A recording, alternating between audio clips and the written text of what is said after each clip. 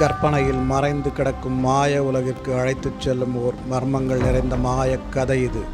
ஒரு நாள் நந்தா மயங்கிய நிலையில் இருக்கும் ஒரு கிளியினை காப்பாற்றுகிறான். ஆனால் அது சாதாரண கிளியா அல்லது மாயக்கிளியா? அக்கிளி நம்மை மிதக்கும் மலை, பேசும் ஆறு ஆகிய மாயங்கள் நிறைந்த மர்ம உலகிற்கு நம்மை அழைத்துச் செல்லப் போகிறது. அந்த மாய உலகிற்கு பயணிக்க நீங்கள் தயாரா? ஒரு நாள் நந்தா ஆற்றங்கரையில் உள்ள கோயிலுக்கு சென்று திரும்பிக் கொண்டிருக்கையில் வழியில் மயங்கிய நிலையில் விழுந்து கிடந்த ஒரு கிளியை பார்க்கின்றான்.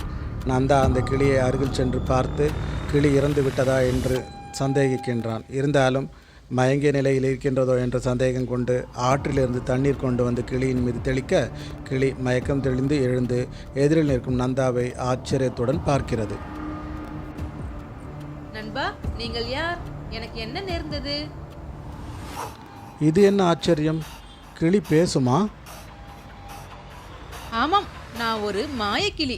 என்னால் பேச முடியும். நினைத்த நேரத்தில் நினைத்த குருவில் மாற முடியும்.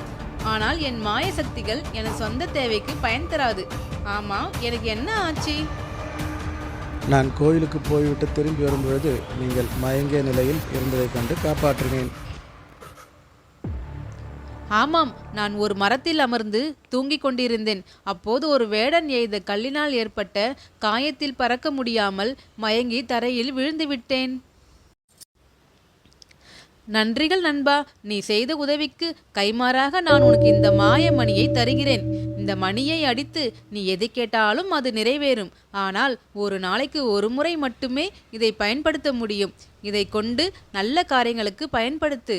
மேலும் உனக்கு எப்போதாவது எனது உதவி தேவை என்றால் என்னை நினைத்து கூப்பிட்டால் நான் வருவேன்.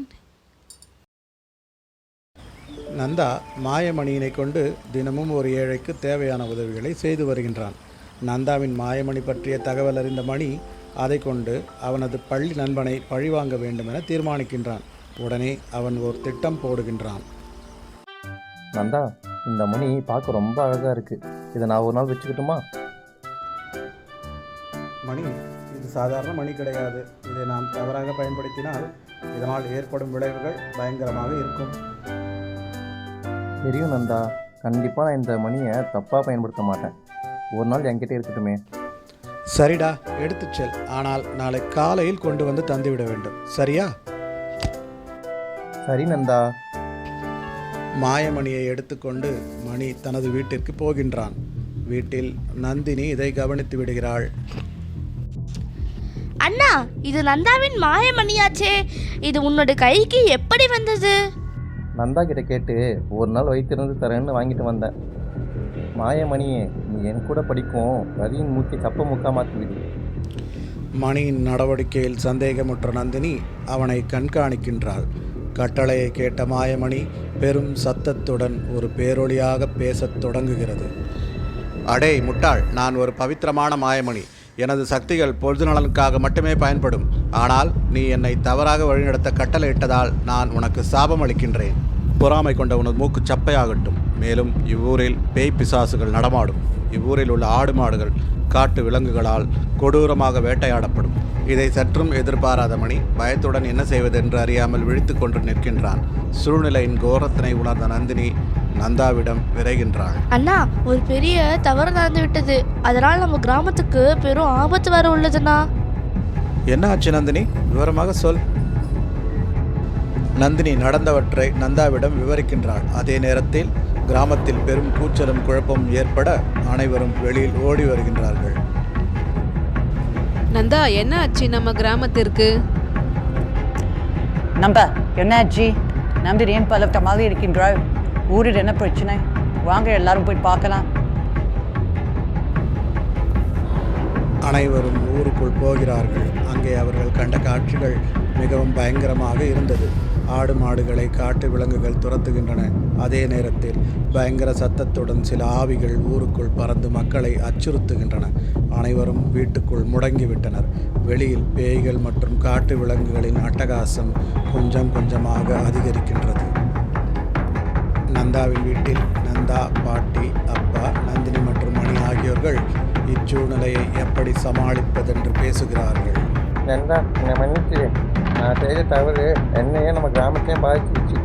மணி, இது பற்றி இப்போது பேச நேரமில்லை. முதலில் இந்த பிரச்சனையிலிருந்து நம் ஊர் மக்களை நாம் காப்பாற்றியாக வேண்டும். அதற்கு என்ன செய்யலாம்? நந்தா, இந்த மோசமான சூழ்நிலையில் நமக்கு அந்த மாயமணியை உனக்கு கொடுத்த அந்த மாயக்கிளியால் மட்டும் உதவ முடியும். நீ அந்த மாயக்கிளியோட உதவியை கேள. நந்தா மனதிற்குள் மாயக்கிளியினை நினைத்து உதவிக்கு அழைக்கின்றான். உடனே ஒரு மாபெரும் ஒளியுடன் மாயக்கிளி அவன் முன் தோன்றுகிறது. வணக்கம் மாயக்கிளியே, உனது உதவி இப்பொழுது எங்களுக்கு தேவை. நடந்த அனைத்தையும் நான் அறிவேன். உனது சுயநலமற்ற சேவைக்கு கிடைத்த பரிசே அந்த மாயமணி. அதை நீ உனது நண்பனுக்கு கொடுத்தது தவறுதான். அதன் விளைவே நீங்கள் இப்போது அனுபவிக்கும் கஷ்டம். மாயக்கிளியே, எங்கள் தவறை நாங்கள் உணர்ந்தோம். தயவு செய்து எங்களுக்கு உதவி செய்ய வேண்டும். ஆகட்டும், அந்த மாயமணி ஒருவரிடமிருந்து பிரிந்தால் அது தனது இருப்பிடமான மாணிக்க மலைக்கு தான் செல்லும். இப்போது இங்கு நடக்கும் அனைத்து பிரச்சனைகளுக்கும் அந்த மாயமணிதான் வழி சொல்ல வேண்டும். நீங்கள் உடனே அந்த மாயமணியை தேடி போயாக வேண்டும். அதன் இருப்பிடமான மாணிக்கமலை இங்கிருந்து வெகு தொலைவில் உள்ளது. அதை உங்களால் விரைவில் சென்றடைய முடியாது. எனவே நான் தரும் பறக்கும் பாயில் பயணித்து விரைவாக மாயமணியை சந்தியுங்கள். இந்த பறக்கும் பாயில் நீங்கள் பயணிக்கும் போது வழியில் ஏற்படும் சவால்களை நீங்கள் எதிர்கொண்டு உங்கள் புத்திசாலித்தனத்தால் சமாளிக்க வேண்டும். நந்தா, மணி, நந்தினி மூவரும் பறக்கும் பாயில் ஏறி மாணிக்கமலை நோக்கி புறப்படுகின்றனர். பறக்கும் பாய் வேகமாக வானில் பாய்ந்து செல்கின்றது. நந்தா, மணி, நந்தினி ஆகிய மூவரும் பறக்கும் பாயிலேறி மாணிக்கமலை நோக்கி புறப்படும்படி பறக்கும் பாய்க்கு கட்டளையிடுகின்றார்கள். பறக்கும் பாயில் வானில் சீறி பாய்கின்றது. அண்ணா, கிள்ளி சொன்னது போலவே இந்த பயணத்தில் நாம் புத்திசாலித்தனத்தை பயன்படுத்தி சவால்களை சமாளிக்க வேண்டும். நந்தினி சொல்லிக் கொண்டிருக்கும் அதே நேரத்தில் பறக்கும் பாயை மறைக்கும் விதமாக அவர்களுக்கு முன்பாக வரும் மிதக்கும் மலை அவர்களை வழிமறிக்கின்றது. என்ன இது ரொம்ப விசித்திரமாக இருக்கு. ஒரு மாபெரும் மலை வானத்தில் மிதக்குது. இது நம்ம வழியை மறைச்சு நிற்குதே. அண்ணா, அங்க பாருங்க, அந்த மலை லேசாக சுழல்கின்றது. அது சுழலும் போது ஒரு திசையில் ஏதோ கோவில் மண்டபம் போல் தெரிகின்றது. ஆமாம் நந்தினி, அதில் ஏதோ எழுதியிருக்கின்றது பார். நில்லுங்கள், நீங்கள் மாணிக்கமலைக்கு பயணிக்க வேண்டுமென்றால் எனது வாயிற்கதவில் எழுதியிருக்கும் எண்களின் வரிசையில் அடுத்த 3 எண்களை சரியாக சொல்ல வேண்டும். அதுவே எனது கதவை திறக்கும் சாவியாகும். தவறான பதில் சொன்னால் தவறான வழியின் கதவு திறக்கும். சரியா? நான் பதில் சொல்லட்டோமா? அண்ணா, சரியான பதில் தெரிந்தால் சொல். ஆனால் நாம் எந்த பதில் சொன்னாலும் ஒரு கதவு திறக்கும்.